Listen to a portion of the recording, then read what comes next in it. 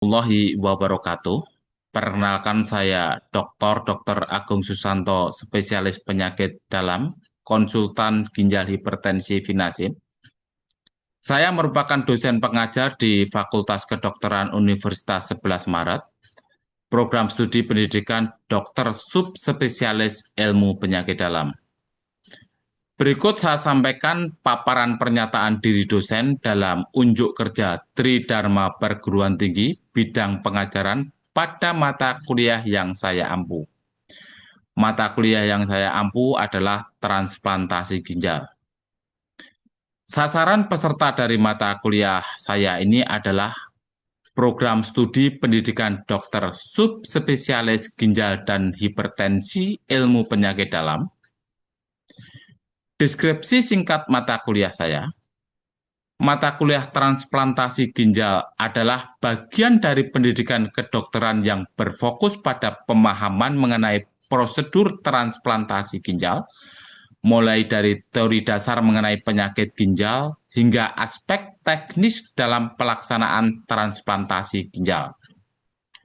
Mata kuliah ini memberikan pengetahuan mendalam kepada mahasiswa tentang indikasi, prosedur, manajemen pasca transplantasi, serta komplikasi yang mungkin terjadi. Capaian pembelajaran mata kuliah mampu mendiagnosis dan menata laksana secara mandiri dan tuntas transplantasi ginjal. Basis penilaian dari mata kuliah ini, aktivitas partisipatif, hasil proyek, tugas, dan juga ujian akhir semester. Selanjutnya, saya akan menyampaikan teknis pemaparan dan teknik pengajaran materi yang di perkuliahan saya. 1. Penyampaian materi pembelajaran. Sebagai dosen pendidik klinis, saya menyampaikan materi transplantasi ginjal dengan mengintegrasikan konsep akademis teoritis berbasis evidence-based medicine dengan praktik klinis nyata di rumah sakit pendidikan. Penyampaian materi diselenggarakan secara terstruktur melalui 3 fase utama. Yang pertama, pratransplantasi, di mana dilakukan evaluasi dan preparasi baik donor dan resipien dengan pengayaan teori dan tinjauan kasus. Di sini saya menyampaikan materi mengenai imunologi transplantasi seperti HLA matching, cross match, dan panel reactive antibody, seleksi donor, yaitu living donor evaluation, serta persiapan komprehensif resipien melalui interaktif mini lecture dan case-based learning. Clinical reasoning. Peserta didik diajak menganalisis kontraindikasi mutlak dan relatif serta penanganan penyulit sebelum tindakan, seperti adanya penyakit kardiovaskuler bawaan dan juga infeksi yang laten. 2. Perioperatif dan imunosupresan pada saat transplantasi. Yang pertama yaitu pemberian regimen imunosupresan. Di sini saya memfasilitasi diskusi kritis mengenai pemilihan induksi dan pemeliharaan imunosupresan sesuai dengan profil risiko imunologi pasien. Yang kedua, praktek pelayanan klinik di HCU ataupun ICU transplantasi. Di sini saya membimbing peserta didik langsung ke ruang rawat intensif pasca bedah untuk mengidentifikasi kegawatan awal, seperti fungsi graf yang terlambat, dan adanya gangguan hemostasis atau krisis hemodinamik. Yang ketiga, pasca transplantasi dan pemantauan jangka panjang melalui pertama, ronde klinis rawat inap dan rawat jalan dengan bedside teaching dan poliklinik transplantasi. Saya mendemonstrasikan evaluasi berkala disfungsi graf, deteksi dini penolakan, baik acute maupun chronic rejection, serta pengelolaan komplikasi pasca transplantasi. Prosedur klinis, saya memberikan bimbingan langsung pada prosedur spesifik seperti pendampingan biopsi ginjal transkuntanion pada graf kidney biopsi untuk menegakkan diagnosis rejeksi. Selanjutnya yang kedua, interaksi dengan peserta didik. Interaksi pembelajaran pada jenjang spesialis berbasis pada pendekatan kolaboratif profesional, peer-to-peer approach, dan supervisi bertingkat dengan mengutamakan aspek keselamatan pasien atau patient safety. Bentuk interaksi yang saya terapkan meliputi multidisiplin tim conference dan morning report. Di sini saya memimpin dan juga memfasilitasi diskusi interaktif antara peserta didik dengan tim multidisiplin dari berbagai disiplin ilmu. Ada dokter spesialis bedah urologi, dokter spesialis anestesi, dokter spesialis radiologi, dokter spesialis patologi klinik, dokter spesialis patologi anatomi, serta tim etik dan mediko-legal rumah sakit. Dalam forum ini, peserta didik mempresentasikan calon kasus donor dan resipien dan diuji penalaran secara klinis untuk menentukan kelaikan tindakan. Yang kedua, pemberian umpan balik langsung. Saat melakukan bedside teaching di ruang isolasi transplantasi atau poliklinik transplantasi, saya menerapkan metode Pendleton feedback. Saya memberikan apresiasi atas analisis yang tepat, mengidentifikasi kekurangan dalam menegakkan diagnosis atau komunikasi dengan keluarga pasien, serta bersama-sama menyusun rencana perbaikan kompetensi. 3. Diskusi etik medis dan edukasi pasien. Seperti kita ketahui bahwa transplantasi ginjal erat kaitannya dengan isu etika seperti komersialisasi organ dan informed consent mandiri.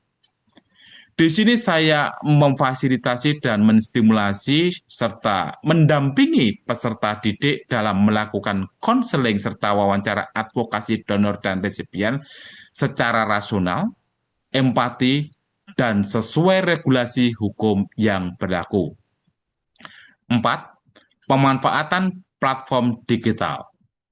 Saya mengelola platform LMS institusi saya di FK UNS untuk membagikan konsensus internasional terbaru seperti KDIGO Clinical Practice Guideline for Kidney Transplant Recipient, panduan protokol lokal dari Pernevri, serta ruang diskusi asinkronus untuk pembahasan kasus-kasus graf yang rumit. Selanjutnya, yang ketiga, asesmen dan evaluasi hasil belajar.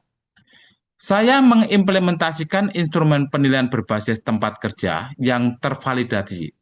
Yang pertama, mini CX. Digunakan untuk menilai kemampuan peserta didik saat melakukan edukasi, pemantauan efek samping obat imunosupresan, serta evaluasi tanda-tanda penolakan graf pada pasien di poliklinik transplantasi selama 15-20 menit diakhiri dengan sesi umpan balik terstruktur.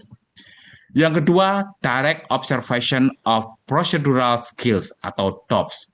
Digunakan untuk menilai keterampilan teknik prosedural, khususnya persiapan, pelaksanaan, dan penanganan pasca tindakan pada biopsi graf atau pemasangan kateter vena sentral untuk pemantauan hemodinamik. Yang ketiga, CBD. Evaluasi mendalam berbasis rekam medis pasien transplantasi ginjal dengan komplikasi kompleks seperti adanya suatu rejeksi akut, infeksi opportunitis, di mana CBD mengukur kedalaman sintesis IBM, analisis histopatologi, dan keputusan terapi selanjutnya. 4.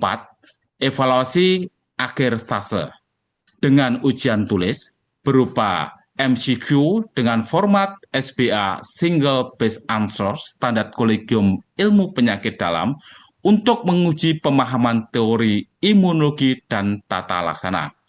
Yang kedua, ujian klinis komprehensif, di mana dilakukan penilaian berbasis rekam jejak pengawasan pasien melalui logbook dan ujian kasus panjang di depan penguji baik internal maupun eksternal. Selanjutnya, mari kita simak video pengajaran dari mata kuliah transplantasi ginjal yang saya ampu. Selamat menyaksikan. Assalamualaikum warahmatullahi wabarakatuh. Selamat pagi dan salam sejahtera untuk kita semua. Kita mulai perkuliahan kita pada pagi ini. Sebelum kita mulai, perkenalkan, nama saya Dr. Agung Susanto, spesialis penyakit dalam konsultan ginjal hipertensi finasim. Pada pagi hari ini saya akan menyampaikan topik perkuliahan kita tentang transplantasi ginjal. Dan ini adalah awal dari perkuliahan transplantasi ginjal, dan nanti akan ada perkuliahan-perkuliahan berikutnya yang lebih mendalam lagi. Tujuan dari kuliah ini diharapkan kalian mahasiswa nanti bisa memahami tentang transplantasi ginjal, memahami tentang indikasi transplantasi ginjal, juga memahami tentang donor dan resipien transplantasi ginjal, memahami tentang persiapan pre atau praoperasi dan bagaimana prosedur operasi transplantasi ginjal, dan juga memahami tentang manajemen dan komplikasi pasca transplantasi ginjal. Jadi nanti mencakup keseluruhannya mulai dari awal sampai dengan akhir. Ini daftar pustaka yang saya pakai dari KDIGO dan juga dari Bernevri serta Harrison. Seperti kita tahu bahwa transplantasi ginjal saat ini sedang dikembangkan, digalakkan di negeri kita, dan kita sudah mulai sejak tahun 2014. Dan transplantasi ginjal ini merupakan suatu tindakan pembedahan untuk memindahkan ginjal sehat dari donor ya, ke resipien dengan gagal ginjal terminal atau end-stage renal disease. Ingat ya, di sini gagal ginjal yang terminal, artinya sudah stadium 5 atau stadium akhir. Sebelum stadium 5 belum bisa dilakukan suatu tindakan transplantasi ginjal. Di mana tujuan dari transplantasi ginjal di sini adalah untuk menggantikan fungsi ginjal, dan diharapkan nanti akan meningkatkan kualitas hidup dan survival pada pasien-pasien end-stage renal disease dibandingkan dengan renal replacement therapy yang lain. Dalam hal ini yang sering dilakukan adalah hemodialisis maupun CABD. Dan dari data yang ada bahwa dengan transplantasi ginjal ini merupakan modalitas terbaik untuk pasien-pasien end-stage renal disease di dalam menggunakan renal replacement terapinya, di mana angka harapan hidup bila dibandingkan dengan renal replacement terapi yang lain, dialisis, ada hemodialisis maupun CABD itu 10 sampai 15 tahun harapan hidupnya lebih panjang, jadi lebih baik. Ya, yang penting ini, kapan sih seseorang atau pasien itu ada indikasi transplantasi ginjal? Tadi sudah saya jelaskan bahwa indikasi transplantasi ginjal yang pertama adalah pasien yang end-stage renal disease dengan eGFR-nya kurang dari 15. Artinya apa? Artinya bahwa dia sudah stadium akhir, stadium 5 yang sudah membutuhkan renal replacement therapy. Nah, ini bisa yang sudah dialisis maupun yang non-dialisis. Yang dialisis adalah stadium 5 yang sudah menjalani terapi dialisis baik hemodialisis maupun continuous ambulatory peritoneal dialisis yang sudah lebih dari 3 bulan. Kenapa lebih dari 3 bulan? Karena dari penelitian yang ada, kalau sudah menjalani terapi dialisis lebih dari 3 bulan, maka sudah ada adaptasi sistem di dalam tubuhnya. Pasien lebih stabil. Atau juga pasien-pasien CKD stage 5 yang belum menjalani hemodialisis ya, dengan preemptive transplant. Jadi transplantasi sebelum mulai dialisis. Apakah semua pasien CKD stage 5 itu bisa dilakukan transplantasi? Ternyata tidak. Jadi tergantung dari penyebabnya. Yang paling banyak adalah glomerulonefritis kronis, ada DKD, diabetic kidney disease atau DM nephropathy, dan yang ketiga adalah hipertensi. Dan nanti ada masih berbagai macam penyebab dan akan dievaluasi pada saat pasien itu mau menjalankan transplantasi ginjal. Ada kontraindikasi absolut pada pasien-pasien yang menjalani transplantasi ginjal yang memang dia tidak bisa dilakukan transplantasi ginjal, seperti pada pasien dengan kanker yang aktif. Kita banyak sekali pasien itu ada CA coli, kemudian ada CA cervix, ada CA prostat. Nah, ini merupakan kontraindikasi absolut. Kemudian ada infeksi yang berat yang belum tertangani, kemudian ada penyakit jantung yang berat yang tidak terkoreksi dengan baik, dan yang Selanjutnya adalah pasien yang sebetulnya dia ada indikasi untuk dilakukan transplantasi ginjal, tetapi pasien tidak patuh. Kita ada satu pasien sudah menjalani 5 tahun transplantasi ginjal baik, tetapi karena tidak kepatuhan di dalam meminum obat, maka dia kembali lagi ke hemodialisis. Kemudian pada transplantasi ginjal itu diperlukan donor. Saat ini nanti akan ada keluar PMK baru dan saat ini masih digodok. Kemarin saya sudah mendapatkan suatu Google Form-nya untuk memberikan masukan-masukan kepada Kementerian Kesehatan dan masih dalam tahapan uji publik. Bagaimana PMK ini nanti bisa terbit. Jadi donor itu ada donor yang hidup, ada donor kadaver, dan donor yang memang golongan darahnya tidak sama atau incompatible. Ya, di sini ada donor yang hidup itu bisa related maupun non related. Yang related itu artinya apa? Kerabat sedarah. Dia kalau di dalam Islam satu muhrim, ya ada hubungan nasabnya, ada hubungan darahnya. Kenapa? Karena ini nanti akan matching. Karena lebih mudah untuk dilakukan pencakokan karena untuk penolakannya lebih sedikit. Kemudian ada juga dari pasangan, dari suami atau istri. Nah ini di dalam aturannya ini bukan suatu hubungan saudara tadi, ya. Tapi ini karena ada hubungan emosional, hubungan pasangan, maka bisa dilakukan suatu cangkok atau sebagai donor. Kemudian ada donor kadaver, di mana pasien-pasien yang sudah mati batang otaknya, maka ini bisa dilakukan atau diambil ginjalnya untuk diberikan kepada resipien yang butuhkan. Tetapi dengan catatan pada saat ini masih belum ada aturan di negeri kita, sehingga untuk donor kadaver untuk saat ini belum bisa dijalankan di negeri kita. Dan ini juga di luar tergantung dari waiting list-nya. Jadi memang saat ini terkendala pada transplant itu bagaimana donor ginjalnya itu ada. Maka ada waiting list, maka nanti pada pasien-pasien yang memang itu butuh donor ginjal dan ada pasien sudah mati batang otaknya dan dia sebelum mati itu sudah ada suatu perjanjian di atas notaris bahwa saya akan menyumbangkan organ tubuh saya untuk kepentingan umat manusia, ini bisa diambil dengan catatan nanti di dalam pemeriksaannya semuanya cocok. Ya, kemudian ada donor golongan darah yang incompatible. Di sini nanti akan ada suatu opsi khusus. Ini di luar negeri sudah bisa, di negara kita sudah ada yang bisa, di Jakarta sudah bisa. Tetapi nanti ada high cost betul-betul high cost di sini. Saya pernah ngirim satu orang pasien memang akhirnya tidak mampu karena untuk menyamakan tadi supaya tidak terjadi rejeksi butuh dana yang tidak murah. Kemudian bagaimana seseorang itu bisa menjadi donor? Nah ini kriteria dari donor hidup yang ideal adalah dewasa, usia antara 18 sampai 60 tahun. Ada juga literatur yang mengatakan usia 63 tahun. Tetapi kita di sini ambil 18 sampai 60 tahun karena batas geriatri di kita 60 tahun. Karena kalau lebih dari itu pasti organ tubuh fungsinya akan sudah mulai mengalami kemunduran. Dia sehat, kemudian tidak ada penyakit-penyakit kronis, ada diabetes maupun hipertensi yang berat. Kemudian IGF-nya lebih dari 80, tidak ada obesitas, ini penting sekali untuk donor, jangan sampai donor ke obesitas. Kemudian yang penting adalah kompatibel di dalam golongan darah ABO-nya dan cross match-nya negatif.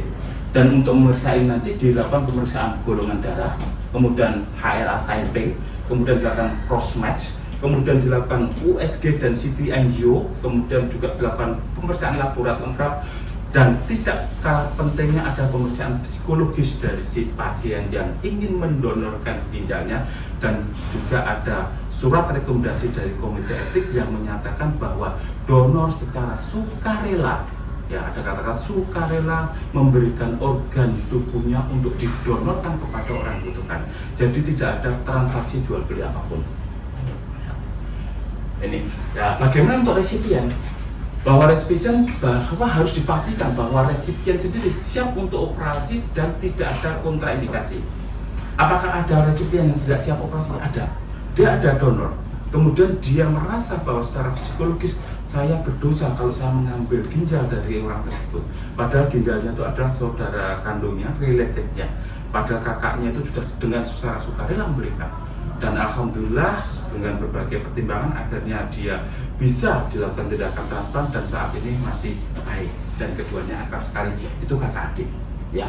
Kemudian evaluasi yang wajib dilakukan ini seluruhnya dilakukan pemeriksaan penunjang, dilakukan pemeriksaan secara menyeluruh supaya resipien itu bisa menerima organ tubuh dari orang lain. Di sini nanti akan ada berbagai macam tim, yaitu dari kardiovaskuler, kemudian infeksinya kita lihat ada tidak keganasannya, bagaimana kondisi urologi dari resipien itu, bagaimana status imunologinya, bagaimana status psikososial dan gizinya pada pasien itu, dan tidak kalah pentingnya pasien juga harus mendapatkan vaksinasi supaya nanti kalau mendapatkan obat-obatan imunosupresan dia tidak aktif atau tidak mendapatkan infeksi yang akan memperberat kondisi dari si pasien tersebut. Bagaimana persiapan untuk operasinya? Jadi persiapan operasi itu di sini ada praoperasi, jelas pada saat pasien masuk ke rumah sakit karena mau akan ada tindakan maka harus ada informed consent. Sebelumnya sudah dilakukan informed consent, tetapi pada saat mau tindakan dapat informed consent lagi terhadap donor dan resipien. Kemudian pasien dilakukan dialisis, ya seperti pada umumnya pasien-pasien CKD, tetapi pada saat mau tindakan maka 24 jam terakhir sebelum operasi dilakukan tindakan dialisis. Dan karena mau operasi maka pasien dipuasakan 8 jam dan ada profilaksis antibiotik 1 jam sebelum insisi, jadi nanti di OK mendapatkan suatu antibiotik profilaksis, dan juga ada imunosupresan induksi, bisa menggunakan basilisimat ataupun ATG yang diberikan pada saat induksi anestesi. Ini pernah basilisimat ini pernah langka di kita dan memang tidak ada, mencari-cari akhirnya kita dapat, dan ini harganya cukup mahal. Yang obat yang paling mahal adalah ini, ya, dari beberapa obat yang diberikan pada saat transplantasi ginjal. Ini adalah prosedur operasi. Kita sudah menjalankan operasi ini. Saat ini ada tim operasi, tim ginjal yang kebetulan pada saat ini saya ditunjuk sebagai ketua tim transplant Rumah Sakit Dr. Muwardi ya sejak lama. Dan ini ada timnya, ada dari nefrolog, kemudian ada urologi, kemudian ada anestesi, ada radiologi. Ini adalah tim-tim yang nanti masuk di dalam di ruangan OK. Sebelum saya lanjutkan, ada pertanyaan enggak? Ini sebelum nanti ke prosedur tindakan yang tadi pre-transplant. Ya. Untuk keberlangsungan donor ginjal nanti kan dia hidup dengan satu ginjal. Kira-kira prognosisnya ke depan itu bagaimana? Jadi begini, kita dengan satu ginjal artinya hilang 50% ginjal kita. Prognosisnya baik-baik saja dengan catatan bahwa ginjal pada pasien yang sudah didonorkan atau fungsi ginjalnya harus dipantau terus.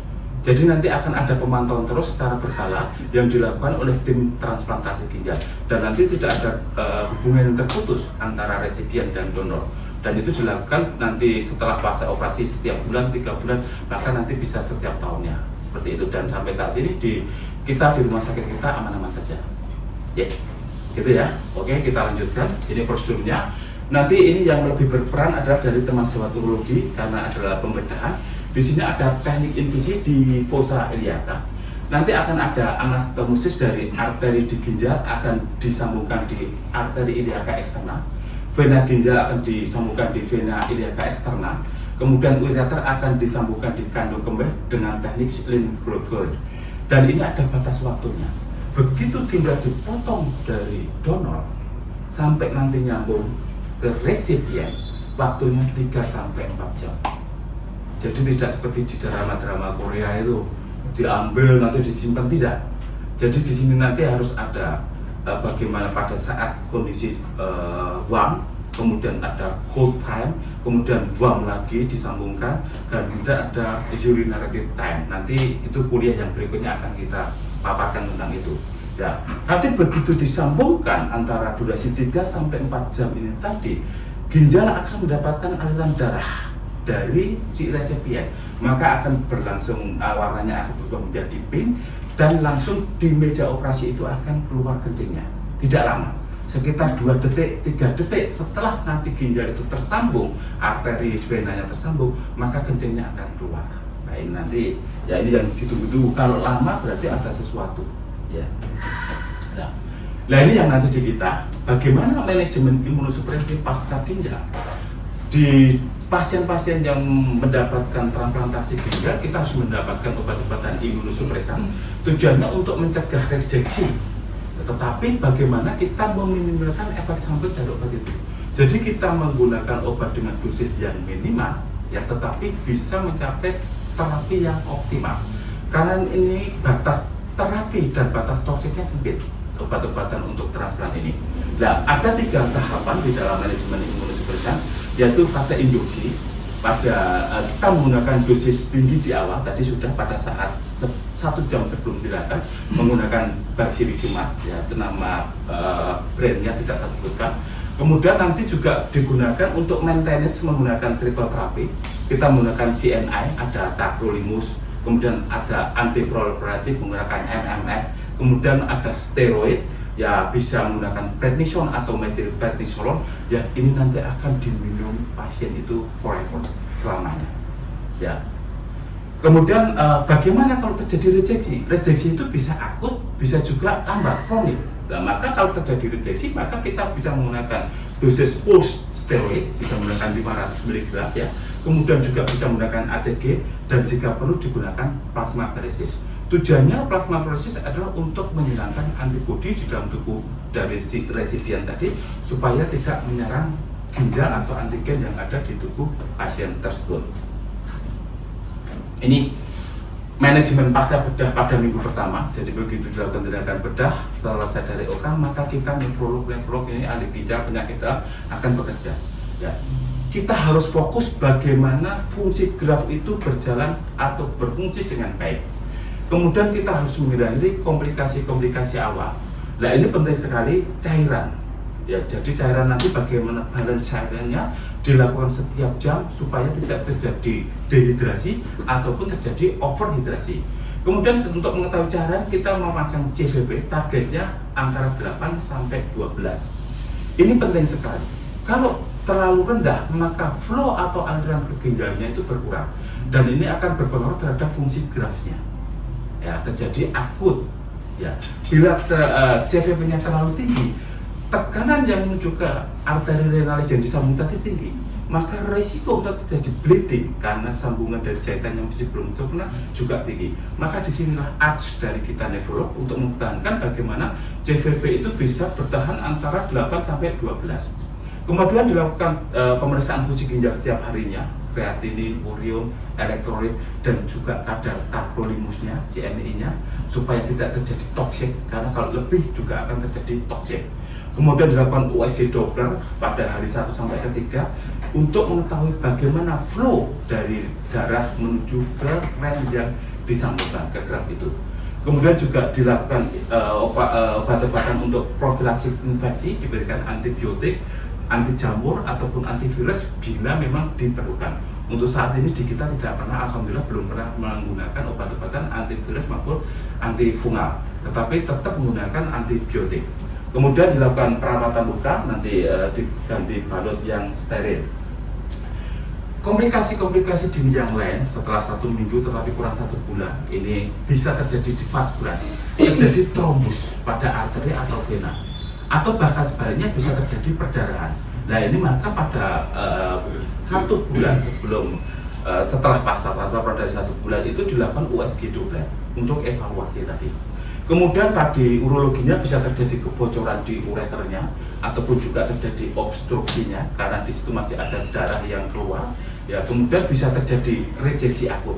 Kalau terjadi rejeksi akut ditandai dengan ini kasnya, jumlah volume urinnya akan berkurang. Kemudian kreatinin langsung naik. Nah, untuk saat itu harus segera dilakukan tindakan. Tadi sudah saya jelaskan di depan, kita harus melakukan pulse dose steroid. Ya, steroidnya harus dosis tinggi.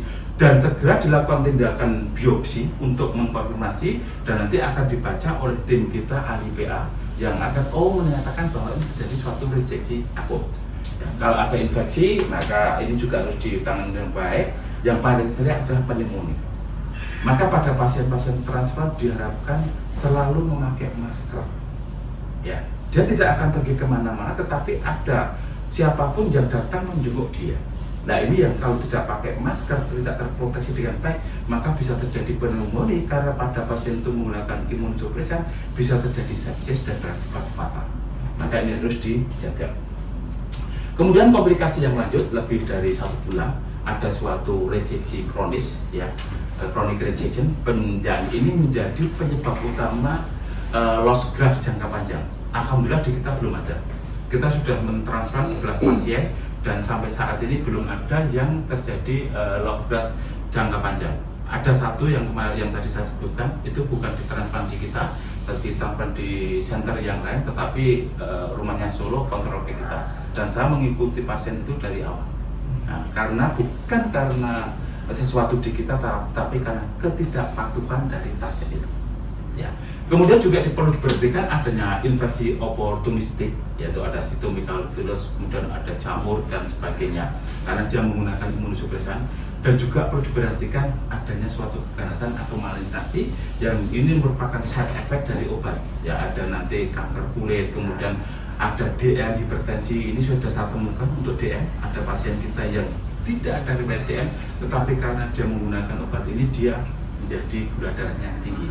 Tetapi tidak masalah, pada saat ini sudah lebih dari 5 tahun pasiennya fine-fine saja. Untuk keganasan belum pernah saya menjumpai itu.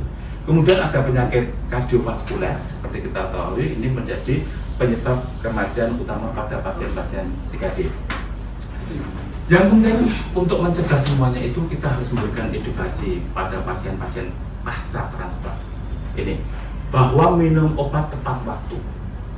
Tadi dikatakan kontraindikasi absolut pasien yang tidak patuh. Pada pasien saya akali dia menggunakan alarm. Pada saat pagi hari alarm dibunyikan, itu adalah tanda pada dia harus mengkonsumsi obat imunosupresan. Kemudian kontrol rutin untuk cek laborat dan kadar obat. Ini belum ada panduan yang praktis untuk takrolimusnya. Kalau kita melihat kondisinya, saya bisa 1 bulan, bisa 3 bulan. Kalau untuk cek laboratorium rutin fungsi grafnya kita 1 bulan sekali. Kemudian dia harus hygiene dirinya harus baik. Bagaimana setiap kali mau mengkonsumsi apapun dia harus cuci tangan. Hindari makanan yang mentah, karena kita nggak tahu di makanan yang mentah itu mengandung parasit apa, mengandung bakteri apa ini. Kemudian apabila ada tanda-tanda bahaya, ada demam lebih dari 38, kemudian ada nyeri di grafnya, di ginjal yang ditransplantkannya, kemudian urinnya berkurang, harus segera ke rumah sakit. Dikhawatirkan ada suatu infeksi atau ada suatu rejeksi akut atau rejeksi dari tadi yang nanti akan berpengaruh terhadap fungsi grafnya. Ini yang harus diperhatikan. Kemudian gaya hidup harus diperbaiki, stop rokok, ya biasanya sudah kapok biasanya. Kemudian olahraga ya 150 menit setiap minggunya. Kontrol berat badan, ini begitu ditransplant pasien itu sudah enakan semuanya, yang kadang-kadang berat badannya berlebih. Kalau berlebih akan obes dan nanti akan berpengaruh terhadap fungsi core, fungsi rem dan semuanya, maka dikontrol. Kemudian tekanan darah juga dipertahankan, jangan tinggi, kurang dari 130/80. Bagaimana prognosisnya untuk transplant? Ya kalau dibandingkan dialisis baik HD maupun hemodialisis akan lebih baik. Di dalam angka keberhasilan 1 tahun pertama, jadi fungsi graft dari donor yang hidup 95% baik. Kalau menggunakan kadaver 90%, kalau antara 5 tahun ini kalau menggunakan donor hidup yang masih bertahan hidup 85%, kalau menggunakan kadaver 75%. Artinya apa? Bahwa ini harapan hidupnya lebih baik bila dibandingkan dengan renal replacement terapi yang lainnya. Ya. Jadi pada pasien-pasien itu bisa kembali hidup normal, kualitas hidupnya lebih baik, dia bisa bekerja, bisa sekolah, dan bisa hamil. Dan pasien saya bisa menghamili. Ya betul, karena setiap hari ketemu, dan saya tadi pagi ketemu. Ini pasien transplant saya pertama, dia adalah nurse di rumah sakit kita ini. Ini sebagai sebelum saya tutup untuk closingnya, sebagai kesimpulan dari kuliah saya pada pagi hari ini, bahwa transplantasi ginjal itu merupakan tata laksana terbaik untuk end-stage renal disease pada saat ini. Kita nggak tahu ke depannya bagaimana, karena ilmu selalu berkembang. Ya, kemudian keberhasilan tergantung seleksi ketat donor dan resipien. Maka di sini pentingnya tim. Tim di sini bukan orang yang harus pintar, enggak ketua timnya. Ini ada orang yang bisa mengayomi semuanya. Dia menjadi leader yang baik karena timnya itu terdiri dari berbagai multidisiplin ilmu. Ya, ada dari spesialis urologi, spesialis radiologi, spesialis patologi anatomi, spesialis patologi klinik, spesialis anestesi, ada spesialis jantung, semuanya terlibat. Nah, Kalau tidak bisa merangkul ini semua, maka transplant tidak akan bisa berjalan dengan baik. Ya. Kemudian kunci dari pasien adalah kepatuhan di dalam meminum imunosupresan dan juga deteksi dini terhadap komplikasi. Ya, tadi saya sampaikan diperlukan koordinasi yang kuat, tim multidisiplin. Dan saya katakan begitu. Ya, selesai untuk kuliah pada pagi hari ini. Monggo kita lanjutkan untuk diskusi. Ada yang bertanya? Monggo silakan. Ya. Misalnya untuk minum imunosupresan itu apakah kriteria semua pasien itu sama dari imunosupresan? Artinya ketika pasiennya sudah cocok secara darahnya, saudara dekat, lalu semuanya mes, apakah kita harus minum imunosupresan sama itu? Ya, jadi begini, pada prinsipnya meskipun sebelum dilakukan tindakan transplant itu sudah dilakukan kecocokan, tetapi ada suatu antigen yang masuk di dalam tubuh si resipien. Antigennya apa? Ginjal. Ya, ginjal itu antigen dari bagi di tubuh resipien. Maka pada pasien-pasien yang sudah ada antigen tadi, maka obat-obat untuk mengurangi antibodi di dalam tubuh harus betul-betul diberikan. Dan ini minum obatnya terus selamanya. Jadi untuk kecocokan awal tadi cross-match HLA itu adalah supaya tidak terjadi rejeksi akut. Karena begitu ini tidak cocok, begitu ditransplantkan, maka pasien akan menolak rejeksi. Dan itu hitungannya bukan hari tetapi jam. Harus segera diambil lagi di ginjalnya, kalau tidak berakibat fatal. Dan setelah ini tadi cocok, maka si pasien tadi harus minum imunosupresan setiap harinya dan selamanya. Karena untuk menekan fungsi imun di dalam tubuh supaya tidak terjadi rejeksi tadi.